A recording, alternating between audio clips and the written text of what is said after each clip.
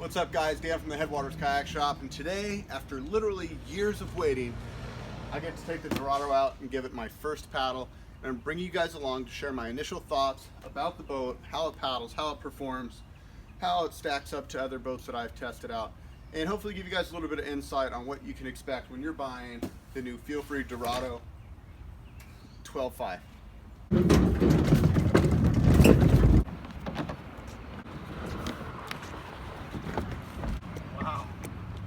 Looks like a lot of boat on the water.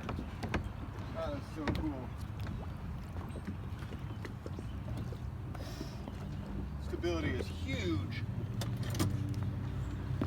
Alright, let's get it all adjusted up. First thing we do is we just fold the drive down, twist a pin here, twist a pin there.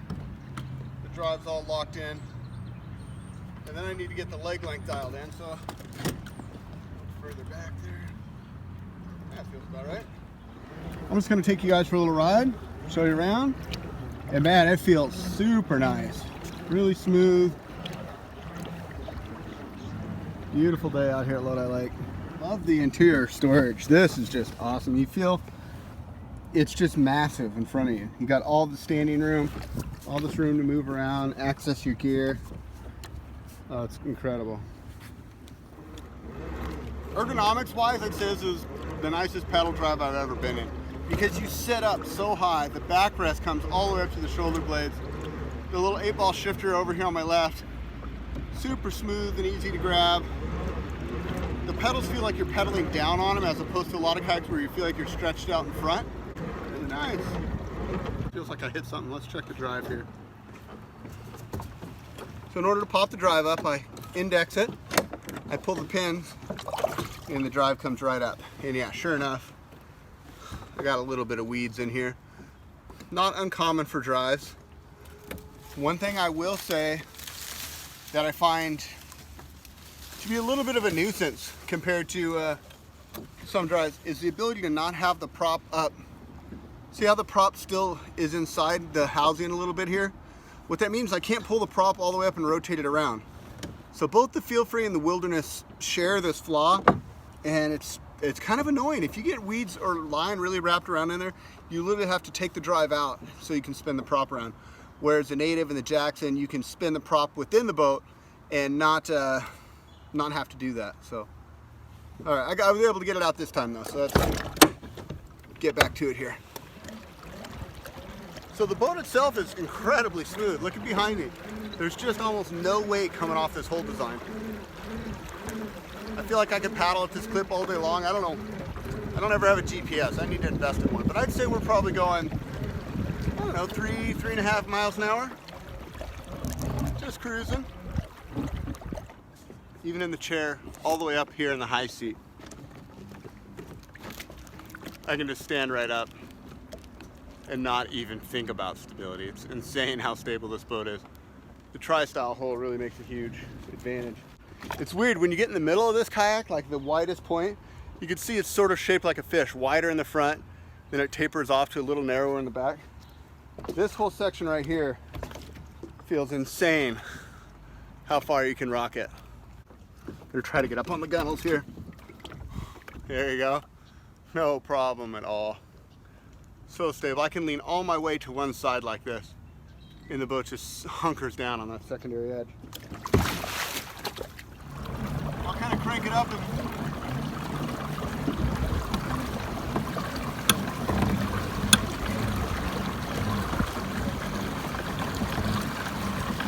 track is incredible. It just goes straight. There's just no weight. Listen to the tightness, throwing a big bow wake. This thing's silent. I also like that I can do it with no hands.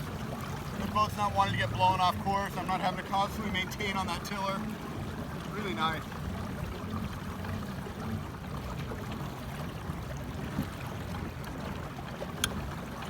See that beaver tail rudder in action.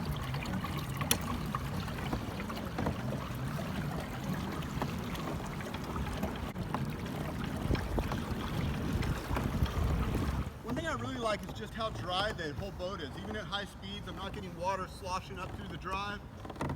It just feels Very open, very dry, and if water does get in, it can drain right through the deck fairly easily.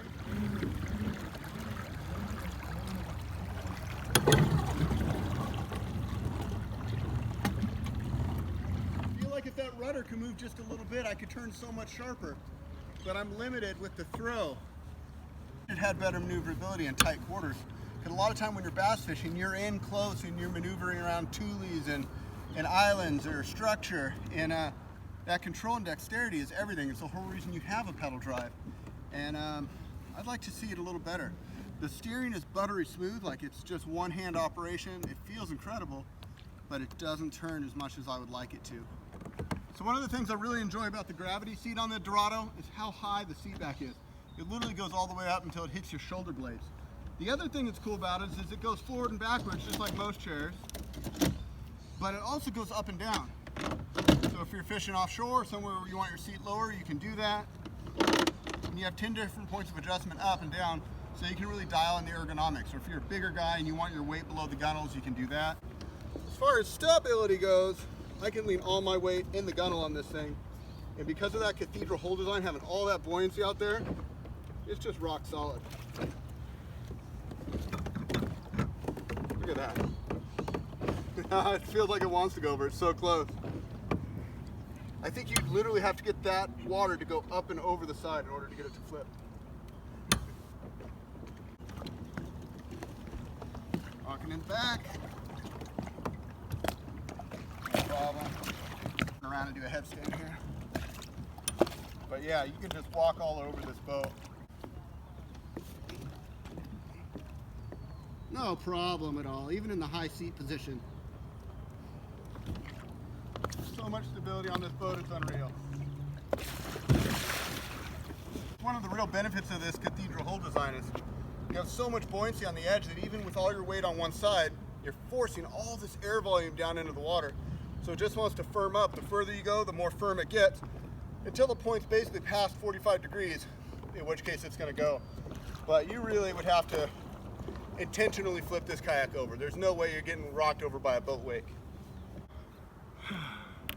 So I had a bunch of people asking me about getting back into it.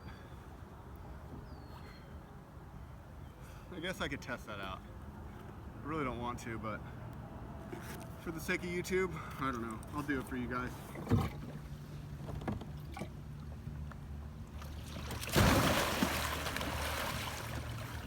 Alright, that was lame.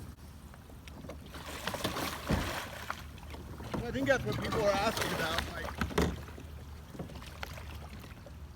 getting back in. That thing wants to rock way the hell up there before it tips over. I kind of wanted to see how far it would go. It goes really far onto its secondary before it flips over. And I didn't even flip it over. It still just like fell off or fell over. Do you think I should try to just flip it? Yeah, flip it, man. Like, what do you do? Like hold on to it and try to be... Right, yeah, you go all the way to one side, right? Yeah. All right, flip. Yay! So to get the boat over, I saw another video and it was just painful to watch. The guy trying to flip it over from the bottom. There you go.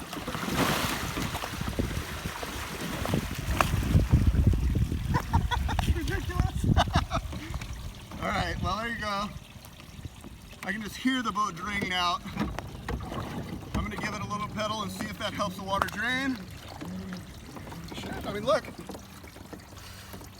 Less than like a 1/4 inch of water, I'd say, on the deck, so it's pretty good. That's fun. Not good as far as this will all drain out, right? It goes right through the hole, so it's not a big deal. But it's just not good. If you're gonna run electronics and stuff in your boat, you wouldn't want to be trying that at home. So there you go. I did it for you. But literally, you have to force it over. You physically have to fall over or flip this kayak over. I had to grab the side and go. And you'd fall out, but you're not gonna flip it. So there you guys go, all for the sake of YouTube entertainment. And that's how you get back in. You don't wanna try to flip the kayak up. You wanna reach over and use leverage to flip it back over. I think that about covers it for this episode. If you enjoyed this video, we definitely enjoyed getting out. And if you wanna come out to Lodi and do your own test drive, we encourage you to do that. Come on out, we'll get you on the water, let you play with some boats. You can test drive a couple of different models and just see how they stack up for your needs. Don't take my word for it. As always, this is Dan from Headwaters Kayak Shop, wishing you happy paddling. We'll see you on the next one.